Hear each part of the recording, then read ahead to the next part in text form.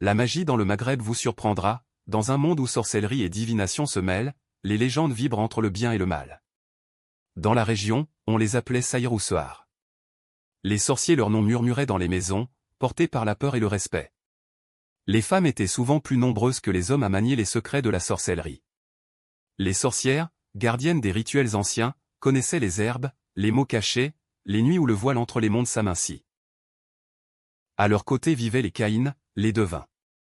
Ils ne jetaient pas de sorts, mais voyaient au-delà du temps. Certains sont devenus légendes, comme Ibn Sati le devin dont les prophéties résonnèrent jusqu'à l'année de la naissance du prophète, lorsqu'il annonça la venue de l'islam. D'autres, comme Ibn Sirin, ont cherché à comprendre les songes. Il écrivit le fameux livre de l'interprétation des rêves, ouvrant la porte d'un monde où le sommeil rejoint l'invisible.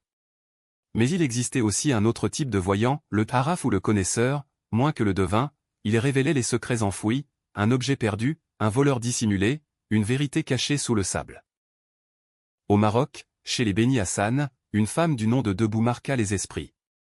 Sa tombe, que l'on visite encore, est couverte de pierres jetées par les passants. Les femmes qui aspirent à la magie y vont en pèlerinage, cherchant dans la poussière le souffle de son pouvoir ancien. À travers les âges, les figures mythiques liées à la magie sont presque toujours féminines comme Hécate, Sélénée, Circé, Médée, la Caïna. Car la femme dans les traditions est un canal entre les mondes, un miroir du mystère. On disait qu'une vierge pure renforçait les rituels, qu'elle pouvait servir d'intermédiaire entre la lumière et les ténèbres. Le sorcier ou la sorcière portait des signes distinctifs comme des marques sur la peau, un regard que nul n'osait soutenir, ou cette étrange impossibilité d'aller au fond de l'eau.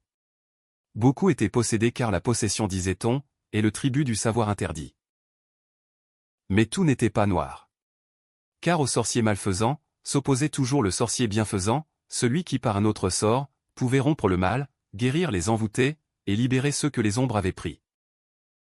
Ainsi va la sorcellerie, un art double, aussi dangereux qu'il est salvateur.